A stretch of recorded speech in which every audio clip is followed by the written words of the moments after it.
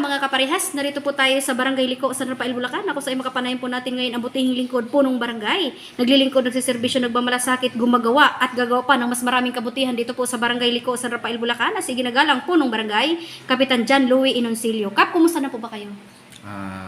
Okay naman sa ngayon, patuloy pa rin paglilingkod natin sa barangay at paggawa ng mabubuting gawain para sa kaunlad ng ating barangay.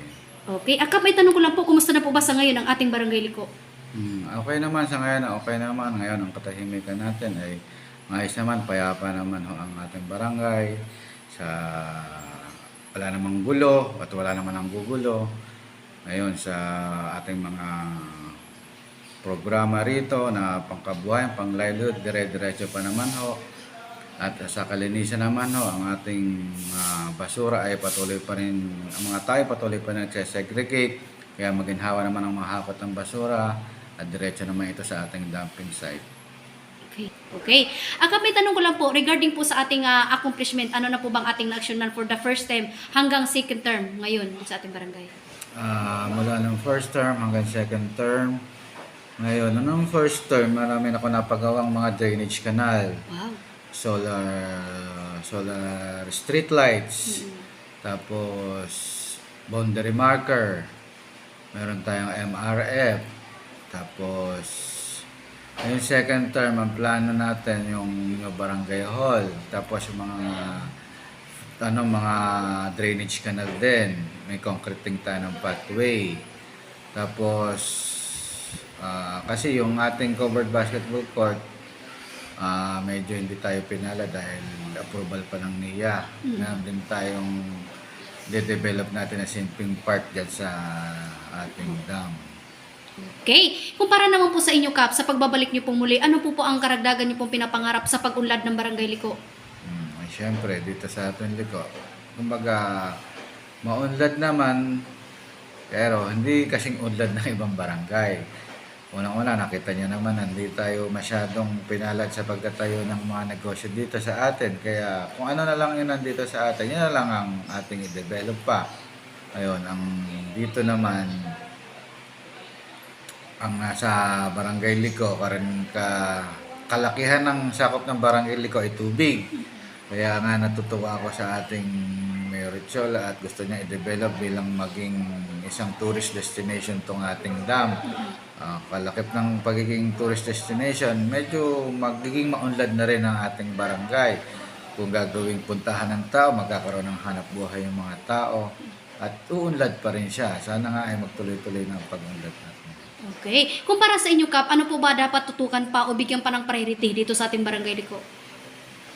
Siguro para sa akin, ang mga may sakit at ang mga senior citizen din.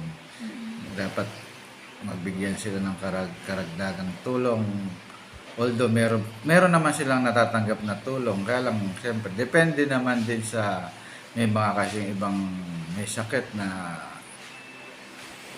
amount, may tulong na hindi kayang tugunan ng ating pamahalang bayan, ng ating pamahalang barangay.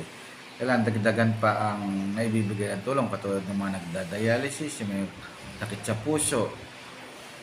Medyo dagdagan na lang natin ng tulong pang benepisyo na ibibigay natin para sa kanila. At sa senior citizen, siyempre, may programa rin ng ating bansang Pilipinas para senior citizen. Dapat siyempre, bilisan na lang din natin ng pag-i-implement ng karagdagang tulong para sa kanila.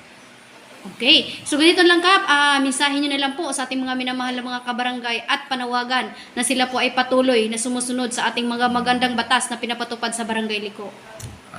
Para po sa aking mga kabarangay, sa minamahal kong mga taga-Liko, at ako po ay lubos na nagpapasalamat at pinagbigyan niyo po akong pagkakataon para magsilbi sa aking pangalawang termino.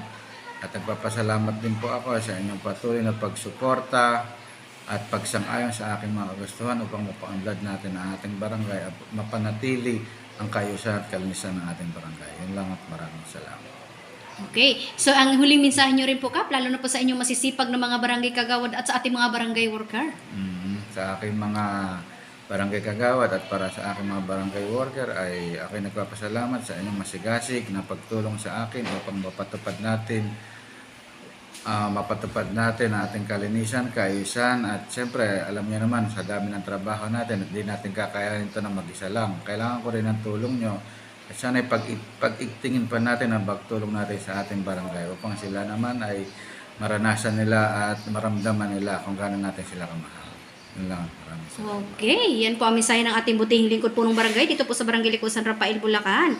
Magandang araw po mga kapres, nakapanay po natin ngayon ang butihing lingkod po ng barangay, Kapitan John Louie Inoncilio, ang ating butihing po ng barangay naglilingkod ng serbisyo, nagmamalasakit at gagawa pa ng maraming kabutihan dito po sa Barangay Liko, San Rafael, Bulacan. Magandang araw po mga kaparehas mula po dito sa Barangay Liko, San Rafael, Bulacan. Lay Castro po ng Parehas News. Ingat-ingat po kay Kap in your family. God bless us all. Thank you. Mabuhay po kay Kap hanggat gusto ninyo. Mhm.